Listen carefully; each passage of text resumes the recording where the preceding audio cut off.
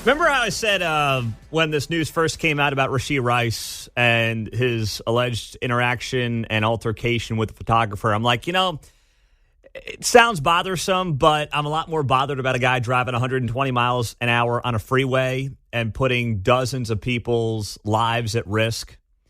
And I was like, I don't think that this interaction with a photographer can really be the thing that, breaks the camel's back, so to speak. Well, I stand by it, but I'm starting to feel differently based on the police report that we have, based on this interaction, this altercation, allegedly, with a photographer between Chiefs wide receiver Rashee Rice and an unknown, unnamed photographer at a nightclub here in the last few days. So the police report came out. It was reported by Stephen Dial. Do you remember that name? Stephen Dial used to be a reporter here in Kansas City. Now he's down in Dallas at Fox 4 in Dallas. So Stephen Dial, who I would be on the panel with once in a while on Nick Haynes' show, Week in Review, he's made the move down to Dallas. I want to say that was 2 or 3 years ago now. It's been a while. And he got his hands on the complaint that was filed with the police. And this is 4 days old now. This is from Sunday into Monday morning. So it's from May the 6th. At about 2 a.m. So here's what the police report says about Rashee Rice. And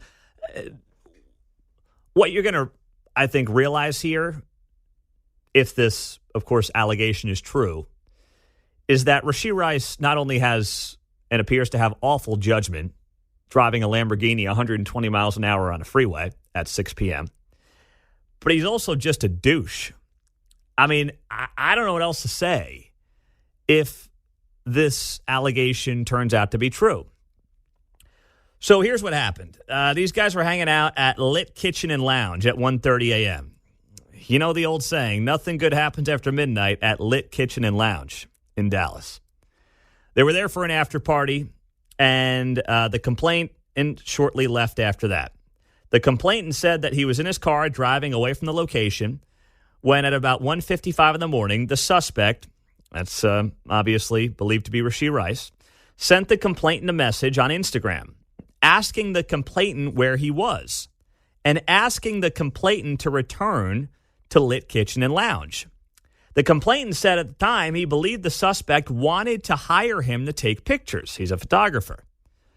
The complainant said, this from the police report, that as he returned back to the location, he was made aware of where the suspect was. And he went back to his entourage. The complainant said that he located the suspect, and the suspect asked him to look at the suspect's cell phone. And on his cell phone were messages sent between the complainant and another individual on Instagram.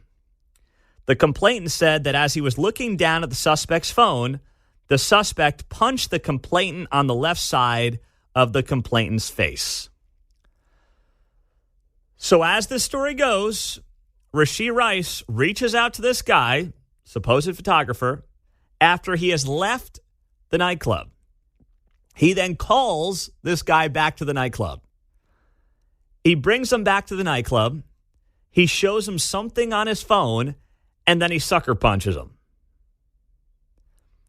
This is not like Rashee Rice bumping into a photographer, pushing a photographer a little too hard. Hey, get out of my way. Get that camera out of my face. Oh, he punched me. That's not what this altercation appears to be.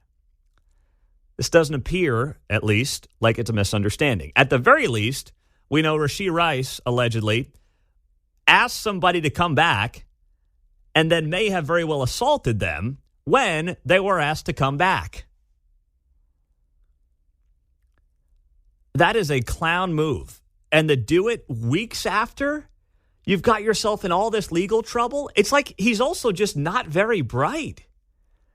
He's got terrible people around him. I mean, by the way, if you've got an entourage when you're a rookie, you're coming off a rookie year on a second round pick, you're not making really that much money to be funding an entourage.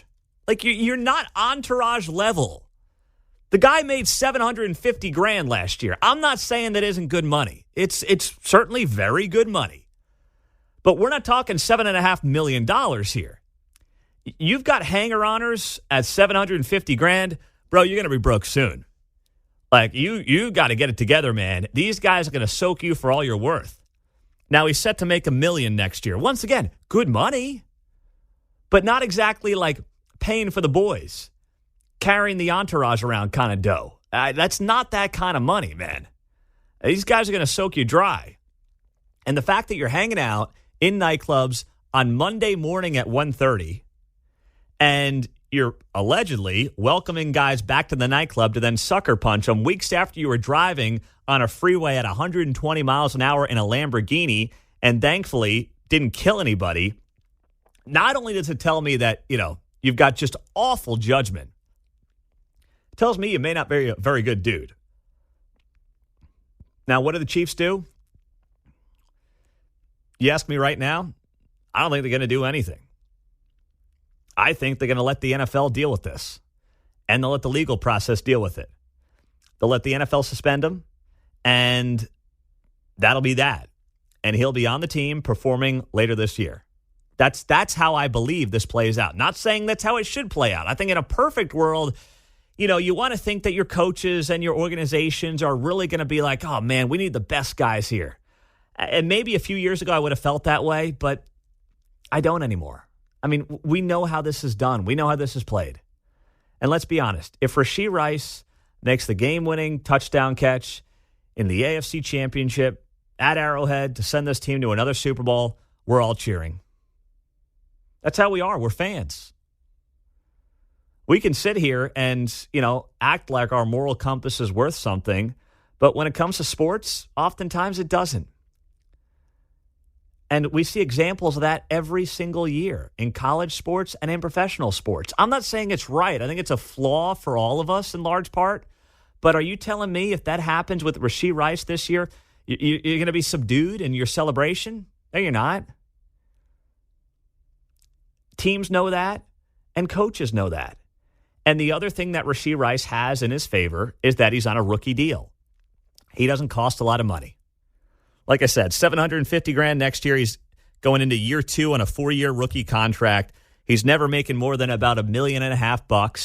The Chiefs, of course, have basically groomed this guy to be a top 2 wide receiver on this team. You saw him get better and better and better as last year rolled along.